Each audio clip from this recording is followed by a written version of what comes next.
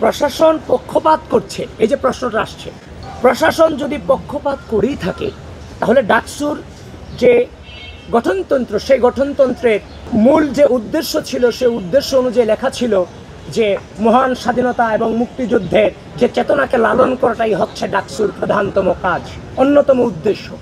তো সেক্ষেত্রে আমি কিন্তু 5 আগস্টের পূর্বের হিস্ট্রি আপনাদেরকে বলছি না।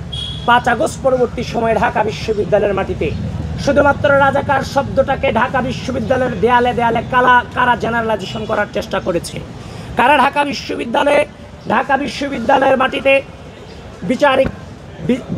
বিচার প্রক্রিয়া নিয়ে প্রশ্নবিদ্ধ আছে, কিন্তু যারা স্বীকৃত রাজাকার তাদের ছবি কারা ঢাকা বিশ্ববিদ্যালয়ের টিএসসিতে টানিয়ে মুক্তিযুদ্ধকে হেয় করার চেষ্টা করেছে, কারা 5 আগস্ট পরবর্তী পর্যায়ে তাদের ম্যাগাজিনে মুক্তিযুদ্ধকে নিয়ে হেয় করেছে, এবং কারা বীরশ্রেষ্ঠ মতিউর রহমানকে একজন প্লেন হাইজ্যাকার বলেছে, কারা এই বীরশ্রেষ্ঠকে কটূক্তি করেছে, এবং এই 5 আগস্ট পরবর্তী সময়ে আমাদের জাতীয় সঙ্গীতকে কারা অবমাননা করেছে। এছাড়াও আরও অনেক প্রশ্ন আছে। তাহলে এই যে প্রশ্নগুলো করছে, আমি তো এখন আপনারা অনেক হয়তো কেউ প্রশ্ন করতে পারেন আমরা ইতিহাসের কথা বলছি কিনা। আমরা ইতিহাস বলছি না, এগুলো আমরা মুখোমুখি হয়েছে পরিস্থিতিগুলো 5 আগস্ট পরবর্তী সময়ে।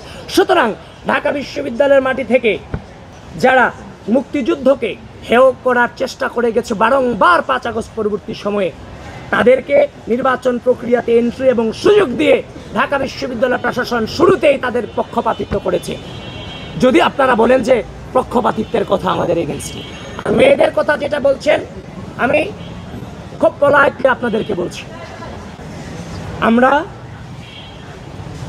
একজন ছেলে ঢাকা বিশ্ববিদ্যালয়ের প্রতিটা ইঞ্চি মাটি ভোগ করার যতটুকু অধিকার রাখেন, আমার একজন বোন এই ঢাকা বিশ্ববিদ্যালয়ের প্রতি ইঞ্চি মাটি ঠিক ওই ছেলেটার মতোই ভোগ করার অধিকার রাখেন, এই তত্ত্বে আমরা বিশ্বাস করি।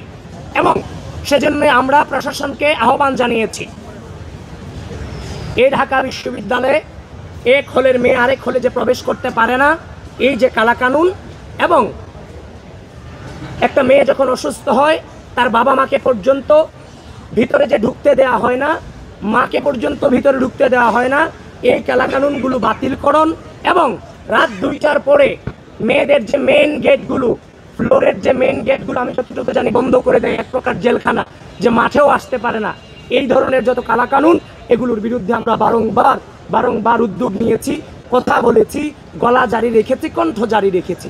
সুতরাং আমাদের বোনদের ব্যাপারে আমি আবারও বলছি, আমাদের বোনদের অধিকারের ব্যাপারে আমরা যথেষ্ট সচেতন এবং জিরো টলারেন্স নীতি অবলম্বন করি। এই ঢাকা বিশ্ববিদ্যালয়ের মাটিতে আমরা বেঁচে থাকতে আমার কোনো বোন হেয় প্রতিপন্ন হবে, সেটা আমরা কখনোই বরদাস্ত করব না, সেই নীতিতে আমরা বিশ্বাস করি। যেটা অভিযোগ দেওয়া হচ্ছে টোটালটাই অপপ্রচার, টোটালটা। আপনারা এটাও জেনে থাকবেন, সেদিন শিবিরের যে প্রোগ্রাম ছিল টিএসসিতে, একটা ছেলে শিবিরের প্রোগ্রাম থেকে একটা ছেলে একজন মেয়ের টিএসসিতে তার শরীরের অবয়বের ছবি জুম করে করে তুলছিল। যখন তাকে দৌড়ানো দেওয়া হলো, তখন সে কিন্তু শিবিরের প্রোগ্রামে চলে গিয়েছিল। তাকে ধরে আনা হলো, ধরে আনার পর যখন তাকে জিজ্ঞাসা করা হলো তার নাম কি, সে তার নাম বলেছে 6টা, তার আইডি ছিল 4টা, আর পেজ ছিল তার 2টা, সব ফেক। পরবর্তীতে শিবিরের সাথে সংশ্লিষ্টতা ছিল। সুতরাং স্পষ্ট প্রমাণ আছে নারীদেরকে বারংবার কারা 5 আগস্ট পরবর্তী পর্যায়ে হেনস্থা করেছে। ধন্যবাদ আপনাদের সকলকে।